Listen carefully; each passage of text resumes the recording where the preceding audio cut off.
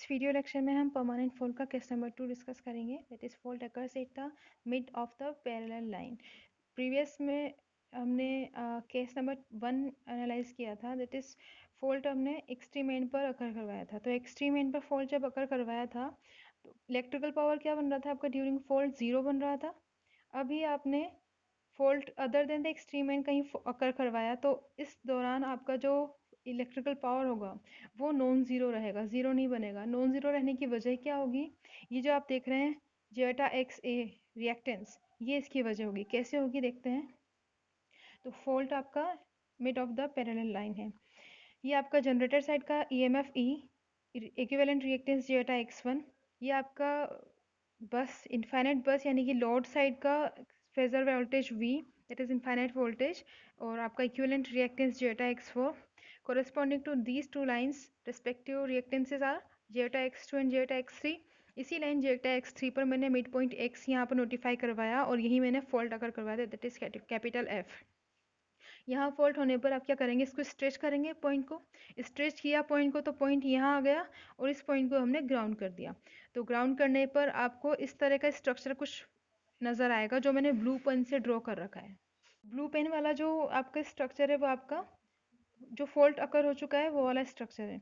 अभी जो मैंने रेड पेन से आपका ड्रॉ किया हुआ है, ये मैंने अपकमिंग जो स्टार कनेक्शन है वो ड्रॉ किया हुआ है। मीन्स आपको जो डेल्टा नज़र आ रहा है, इस डेल्टा से आपने कन्वर्जन करके स्टार में इसको कन्वर्ट कर लिया। तो आपके पास बनेगा कैसे स्ट्रक्चर देखिएगा। जनरेटर साइड का as it is E phasor as it is, zeta x one as it is, V phasor as it is, zeta x four as it is, even zeta X two as it is. आपका जो जेटा x three था यहाँ, इसको मैंने two parts में divide कर लिया। क्यों डिवाइड कर लिया? बिकॉज फोल्ट आपका इसके मिड में ही है, तो इसको स्ट्रेच करके हमने ग्राउंड करवा दिया, तो ये दो पार्ट्स में डिवाइड होगा, that is zeta x three dash and other one is the zeta x three double dash. अभी ये आपको एक डेल्टा नज़र आ रहा है, ब्लू पेन वाला कंसिडर कीजिएगा।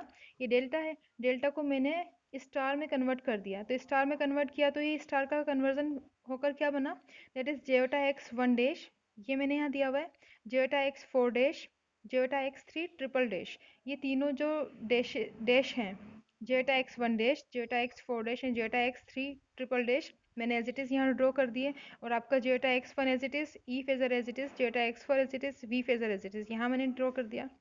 अभी आपको दिख रहा है ये दोनों सीरीज में है। सीरीज में होने पर जेटा एक्स वन डैश को मैंने सीरीज में जेटा एक्स वन वन कह दिया, जेटा x four dash zeta x four को मैंने सीरीज में जेटा एक्स फोर फोर कह दिया। और ये आपका zeta x three triple dash पर कुछ असर पड़ेगा नहीं, तो ये एज इट इज़ आपका है। E phasor as it is, V phasor as it is. अभी आपको स्टार कनेक्शन दिख रहा है जो हमने अभी बनाया। अब आपको इसको कन्वर्ट करना है डेल्टा में, तो डेल्टा में कैसे कन्वर्ट करेंगे देखिएगा।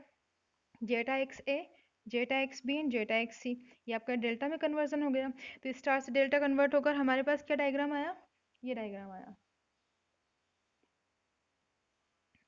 इस डायग्राम में जेटा एक्स ए, एक्स बी, एक्स सी, ये सब आपने रिएक्टेंसेस दिए। अभी आप देखें इलेक्ट्रिकल पावर आपका अभी भी ट्रांसफर होगा। ये ड्यूरिंग फॉल्ट वाला डायग्राम है, शॉर्ट सर्किट कहीं मौजूद नहीं है। शॉर्ट सर्किट मौजूद नहीं है तो आपको इलेक्ट्रिकल पावर कुछ ना कुछ ट्रांसफ़र होता रहेगा, जिंदा रहेगा मतलब। तो किसके थ्रू ट्रांसफ़र होगा? जेटा एक्स ए के थ्रू ट्रांसफ़र होगा। तो ये जेटा एक्स ए वजह बना किसका कि इलेक्ट्रिकल पावर इसने ज़ीरो नहीं बनाया। अब इस सर्किट को हम लोग फेजर डायग्राम के थ्रू समझते हैं। ये आपका पावर एंगल डायग्राम हुआ। पावर एंगल डायग्राम में आपके पास मैंने तीन कंडीशंस ली हैं, that is one is the pre fault condition. तो कर्व नंबर जो आपका वन है, इसको मैं जूम कर लेती हूँ। ओके, कर्व ए जो है आपका कर्व वन, तो कर्व वन जो आपका सबसे ज़्यादा वाला, जो आपका पी मैक्स वन रिप्रेजेंट कर रहा है, पी मैक्स वन वाला curve number one, that is P E one, pre fault electrical power represent कर रहा है, that is equals to P max one sine del.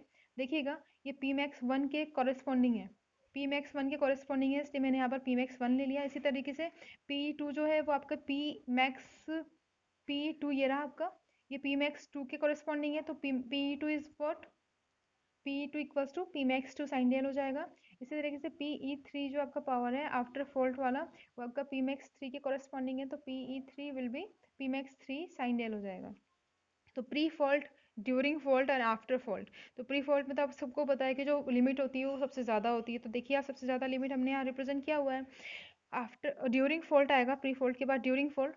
तो ड्यूरिंग फॉल्ट आपका electrical power तो ट्रांसफर हो रहा है, बट इतनी कम लिमिट के साथ ट्रांसफर हो रहा है कि हम देखिए इसको कितना कम कर दिया। देखिए ये जो ब्लैक पेन से जो डैश्ड लाइन है आपकी, ये आपकी जो कर्व है आपका, ये P2 रिप्रेजेंट कर रहा है ड्यूरिंग फॉल्ट वाला इलेक्ट्रिकल पावर। आपका फॉल्ट जो रहेगा वो कब से कब तक रहेगा, डेल जीरो से डेल सी तक रहेगा। तो देखिएगा आप, ये PS है आपका शाफ्ट पावर। जो शाफ्ट पावर और इलेक्ट्रिकल पावर जब आपका प्री फॉल्ट था, जब हेल्दी कंडीशन थी, जहां क्रॉस करेंगे एक दूसरे को, ये पॉइंट ए पर क्रॉस कर रहे हैं, ये वाला electrical power, that is pre fault electrical power and the shaft power, जिस पॉइंट पर एक दूसरे को क्रॉस करेंगे उसे मैंने पॉइंट ए दे दिया, corresponding to del zero angle, that is initial load angle. इसी पॉइंट तक तो आपका सब कुछ हेल्दी चल रहा था, अब इसी पॉइंट पर आपका फॉल्ट अकर हो जाएगा। तो फॉल्ट आपका चल रहा है, चल रहा है, चल रहा है, कब तक चलेगा, जब तक कि आपका क्लियरिंग एंगल नहीं आ जाता। इस कंडीशन में मैंने क्रिटिकल क्लियरिंग एंगल लिया हुआ है, तो डेल सी पर पहुंचकर आपको क्रिटिकल क्लियरिंग एंगल भी मिल जाएगा, और क्लियरिंग एंगल तो होता ही है खैर। तो यहाँ आपका फॉल्ट क्लियर हो गया। फॉल्ट क्लियर हो गया तब देखिएगा आप, इलेक्ट्रिकल पावर कितना बन गया आपका, देखिए बी डैश से पावर कहाँ चला गया आपका, इलेक्ट्रिकल बी पर चला गया। तो ये जो कर्व है आपका कौन सा वाला कर्व, PE3 वाला, ये जो साइन कर्व है जिसको मैं दिखा रही हूँ PE3, ये वाला कर्व, ये कर्व है आपका आफ्टर फॉल्ट। तो फॉल्ट जब क्लियर हो जाएगा तो आपका PE3 आपका इलेक्ट्रिकल पावर ज़्यादा हो जाएगा। पहले बी डैश पर था जब तक फॉल्ट था, ए डैश से बी डैश चला ड्यूरिंग द फॉल्ट आपका इलेक्ट्रिकल पावर, फिर बी डैश से आपका पावर बी पर पहुंच गया आफ्टर फॉल्ट। फॉल्ट से कब तक चला, कब तक चलेगा, मैक्सिमम स्विंग तक चलेगा, that is point C corresponding to DLM angle. तो ये आपने Pmax 2 ले लिया, Pmax 3 ले लिया, Pmax 1 को रिप्रेजेंट कर दिया।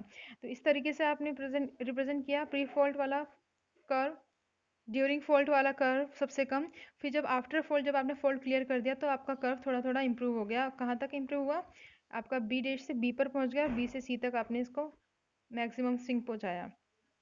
अब हम यहाँ पर इक्वल एरिया क्राइटेरियन अप्लाई कर देंगे। जैसे ही हमने करना है इक्वल एरिया क्राइटेरियन, तो A1 एरिया A2 एरिया के इक्वल हो जाएगा। A1 एरिया कौन सा हो जाएगा आपका, देखिए जब भी हम लोग एरियाज लेते हैं तो वो कुछ नहीं होता, बल्कि होता क्या है, दो पावर्स का डिफरेंस होता है। तो जो पावर डोमिनेटिंग है उसमें से हम दूसरी वाली जो आपका डोमिनेटिंग नहीं होगा उसको माइनस कर देंगे।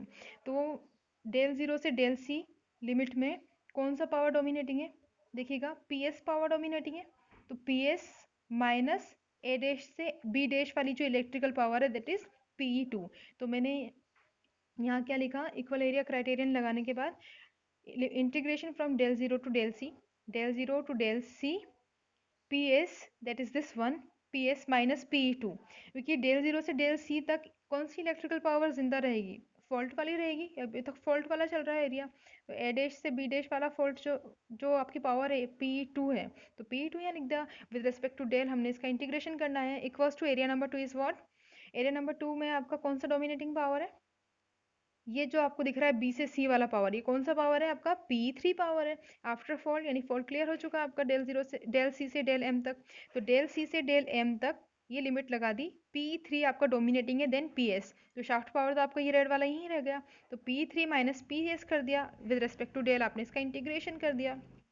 इंटीग्रेशन करेंगे उसके पहले आपको इनका फॉर्मूला रखना होगा। जैसे मैंने आपको बताया कि P1 is what, Pmax 1 sine del होता है, तो P2 is what, P max 2 sine del, और P3 is what, Pmax 3 sine del हो जाएगा। तो हमने इनके फॉर्मूलाज यहाँ पर पुट किए और फिर इनका हमने इंटीग्रेशन कर दिया। PS का डेल के रिस्पेक्ट में इंटीग्रेशन करेंगे तो यहाँ डेल आ जाएगा, लिमिट्स हमने लगा दी हैं ब्रैकेट में, देखिए प्लस है, प्लस माइनस है, माइनस को हमने प्लस में कैसे कन्वर्ट किया, Pmax 2 तो आपका कांस्टेंट है, बाहर ले लें, साइन डेल का आपने इंटीग्रेशन किया तो माइनस का कॉस डेल हो जाएगा। तो साइन डेल से आपने पहुंचे माइनस के कॉस डेल पर, तो उस माइनस ने इस माइनस को प्लस बना दिया, और प्लस बना के आपने यहाँ पे कॉस डेल लगा दिया और पूरा पूरा लिमिट एज इट इज रख दिया। यहाँ आपने माइन साइन डेल है, साइन डेल का क्या, तो माइनस का कॉस डेल हुआ, Pmax 3 as it is minus cos del, और माइनस PS, और डेल के रिस्पेक्ट में है तो डेल एज इट इज यहाँ पर, और इसका पूरे का लिमिट लगा दिया from del M to del C, sorry del C to del M. Higher limit, upper limit इसकी कितनी हो जाएगी, डेल एम हो जाएगी। अब लिमिट पुट कर दीजिए आप, तो PS as it is, del आपने रिप्लेस कर दिया upper limit minus lower limit, that is del C minus del zero, plus as it is Pmax 2 as it is, cos del will replace by cos del C minus cos del zero, equals to minus PS हमने आगे ले लिया, कोई बात नहीं, और यहाँ पे आपने डेल में del M minus del C minus P max three as it is cos del M minus cos del C as it is. ठीक है। इसके बाद नेक्स्ट स्टेप आपने कॉस टेल सी कॉमन लेके जो भी पैरामीटर्स बचे उनको आपने ब्रैकेट में डाला, इक्वल्स टू में सब कुछ उधर भेज दिया।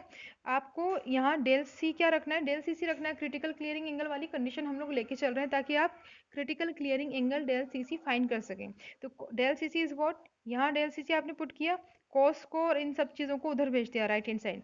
तो डेल सी सी ही रखिए आप, कॉस जाएगा तो कॉस इनवर्स बनेगा पी मैक्स टू, ये रहा P max two cos del zero minus P max three cos del M plus P S bracket में del zero minus del M upon P max two minus P max three. और ये आपके पास में inverse में आएगा। ये del C सी क्या है यहाँ पर, क्रिटिकल क्लियरिंग एंगल है। तो ये दो बात याद रखने की है आपके पास में कि जब आपका फॉल्ट एक्सट्रीम एंड पर आता है तो पी आपका ड्यूरिंग फॉल्ट जीरो बनेगा, और जब फॉल्ट आपका other than the extreme and कहीं अकर होता है तो आपका पी जिंदा रहेगा, वहाँ पी आपका जीरो नहीं बनेगा। किस तरह से जिंदा रहेगा, देखिए लिमिट इसकी कितनी डाउन हो गई है। फिर जब आपने फॉल्ट क्लियर कर दिया तो इसकी लिमिट फिर से इंप्रूव हो गई, हालांकि इंप्रूव होकर यहाँ तक तो नहीं पहुंचेगी लिमिट। जो हेल्दी था पहले आपका फॉल्ट आने से पहले जो सिस्टम था उतनी तो इफिशियंसी इसकी नहीं रह पाएगी, थोड़ी कम रहेगी, बट ड्यूरिंग फॉल्ट से ज़्यादा रहेगी। और प्री फॉल्ट से कम रहेगी। तो आफ्टर फॉल्ट वाला कर्व हमने इस तरह से रिप्रेजेंट किया। इक्वल एरिया क्राइटेरियन हमने अप्लाई करके इसको क्रिटिकल क्लियरिंग एंगल निकाला। इसी तरह से आप कभी भी क्रिटिकल क्लियरिंग एंगल निकाल सकते हैं। यही बात ध्यान रखने की थी। Thank you.